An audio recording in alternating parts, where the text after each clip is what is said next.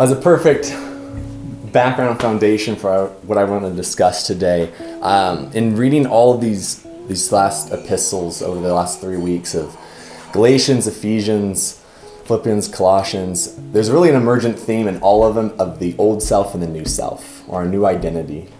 Meredith just described the qualities of that. And I've really been asking myself, if I asked each one of you in this room, do you want to be more loving? Do you want to be more kind, more good, more joy? Everyone's going to say, of course, right? I want to exceed in those. I want to have those abundantly in my life. But the question is how do we actually walk in that new identity? And I think Paul really lays out a roadmap in Colossians, maybe a little uniquely compared to the other epistles, on how to do that. And that's what I want to dive into today. Because if we're pursuing those things in and of themselves, if we just pursue joy for the sake of joy, not in Christ, we might obtain some of it, but we might end up being more left with like a moralism or a legalism in things than rather the gospel itself. And you see that in Galatians and how they clung to law and they clung to even the pursuit of these good things. It didn't end up where they really wanted because they alienated themselves from grace. So I'm going to come back and read right after the rooted on Colossians 2:9-15. For in him, Jesus, the whole fullness of deity dwells bodily, and you've been filled with him who is the head of all rule and authority. In him you were circumcised with a circumcision made without hands by putting off the body of flesh, by the circumcision of Christ, having been buried with him in his baptism, in which you were raised with him through faith in the powerful working of God who raised him from the dead. And you were dead in your trespasses and uncircumcised in your flesh, but God made you alive together with him, having forgiven us of all of our trespasses, by canceling the record of debt that stood against us with its legal demands. This Jesus set aside, nailing it to the cross, and he disarmed the rulers and authorities and put them to open shame by triumphing over them in him. We all have a debt, and we know that's the heart of the gospel, right? The start. There's a debt to be paid. But, when you think about this phrase that he's using, with its legal demands, that's the part I want to emphasize today. Because what is the debt? It's our sin nature. It's the old self, the selfish ambition, the pride, the conceit, the covet, the gossip. Each of us have that whole litany there. However, he canceled it. And so if we think of debts, though, because I've been thinking, how often do we appreciate the power of the blood and what it really did? Is that a fresh concept to us?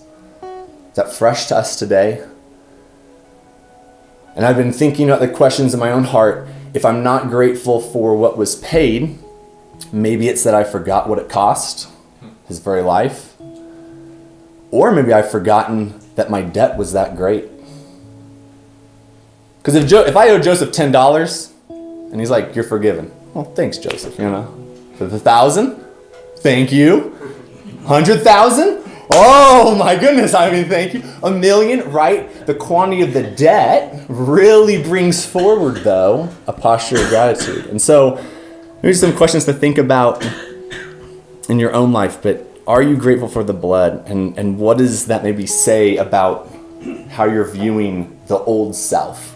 Because one thing also is, if we believe that the old self wasn't that bad and that it was redeemable, maybe the sacrifice really wasn't needed fully. So just some questions I've been asking myself lately on that, because the cross is the foundation for how do we walk in the new self. It starts with the blood. And Paul's even likening this, nailing it to the cross, right? What was written above Jesus' name on the cross? Jesus of Nazareth, the King of the Jews. That was his crime. The Romans often put the crime of the reason for the crucifixion above the individual. Rioter, murderer. And here Paul is saying it's our debt. It's nailed up there. And so just have that image, right? Because this is the power of the blood. So what keeps me from walking in freedom? I think there's two things. This is the answers I've come to in my own life. It is either the principalities and darkness, the accusations of the enemy and me believing that, or it is simply and often in my own life, more often myself. And me going back and picking up the old self, me thinking I could redeem the old self, or you go back to those tendencies that are comfortable, or you're not even aware, are actually hindering your walk with Christ. So for the first one, spiritual powers, why do I think the phrasing, by canceling the record of debt that stood against us with its legal demands, is so important? Because Jesus has paid for it legally. If someone has been convicted of a crime and they go to jail and they serve that sentence, can I try them again? No, it's been paid. So when Satan comes to you and principalities of darkness and accusations of the enemy that want to bring guilt and shame, you can hold up the proverbial, my debt's been paid. It holds no legal value. It holds no legal value to bring this accusation against me. So that's one. But number two, my flesh or old self. I want to read Colossians 2:23, and then I want to reread Colossians 3:1-5. And this will be the crux of the last part of this talk. So he's addressing the fact that there is all these spiritual pursuits, as Meredith said, and they're Colossae has a lot of visions, and they're making a lot of spiritual activity. There's asceticism in there, which is the absence of things, think more like monk. There's also severity of the body. So more like your sin, you're beating yourself, trying to make recompense. And so Paul kicks off with this. And then there's, right above this, it says, there's all these regulations. Do not handle, do not touch, do not taste. More of the asceticism, just keep it away. Paul says, these have indeed an appearance of wisdom by promoting self-made religion and asceticism and the severity of the body, but they are of no value in stopping the indulgence of the flesh. Flesh is not overcome by that. But, chapter 3, same next sentence though, right? Bible in its original text didn't have all these separations. If then you have been raised with Christ, seek the things that are above where Christ is seated at the right hand of the Father. Set your mind on things above, not on earthly things. For you have died and your life is hidden with Christ. And when Christ, who is your life, appears, then you will also appear with him in glory. So where's your gaze? Where's your focus? Where's your trajectory? Does the old self have your attention? And the things and those tendencies, those patterns that we need to consider and die to again? Or is the new self have your fix and your gaze? To illustrate this point, I want Joseph to pull up the power of focus. While he's doing that, I'll give a quick... all right, we're ready. Okay. So, this is simple. Count how many times players wearing... Basketball. Oh, he says it. So count the the passage between the white shirt individuals.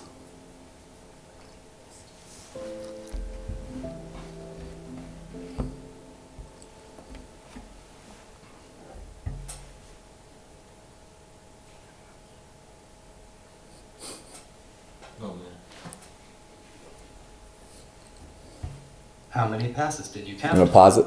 Pause it quick. 16. Okay. Play it. The answer is? The correct answer is 15 passes. Very good, but... Yes. Yes. The gorilla. I heard there's the monkey back there. Did people see the gorilla?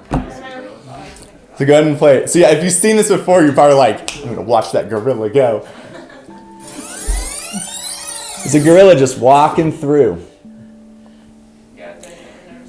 But we can get so locked in, right, with selective attention that we never see that because we're focused on an object. You can turn it off. But at the end of the day, though, it shows, though, the power of focus. You just experienced that, right? If we're focused on the things of the old self, if we're focused on the unforgiveness, if we're focused on, selfishness, ourselves, or focused on these things, we will miss perhaps a lot of surrounding. In the same way, if our eyes are fixed on Christ, the author and perfecter of our faith, and that is what's beholding our view, you may start seeing, hey, forgiveness flowing, love flowing, joy flowing, and all those other things may even still be present in your circumstances, still present around you, but they don't hold the dominance. And so I think when Paul says this, set your eyes on Christ, and he's saying he's seated at the right hand of the Father, just remember, the work is finished. He's the one that lived the perfect life, that went before, walked in the new self, in that full identity. He sat down in completeness at the Father, and now Paul's saying, set your eyes there, set the trajectory there for your own pilgrimage, your own life. And I've been thinking perhaps this is even why Jesus said, back in the Sermon on the Mount, the eye is the lamp of the body. This is amplified version. The eye is the lamp of the body. So if your eye is clear, spiritually perceptive, your whole body will be full of light. Because what your eyes see may dictate really where you're going, what you're pursuing, what you're doing. So to recap, how do we walk in the new self? I think the goal is to stay rooted. That word, rooted in remembrance of his finished work, the power of the blood. Remember the debt even of the old self, but that you have died to it. You've been raised to a new life, and therefore simultaneously keep your eyes and fixed on our author and perfecter of our faith, to walk in the new self in the fullness that he's called us to. Awesome. Thank you guys.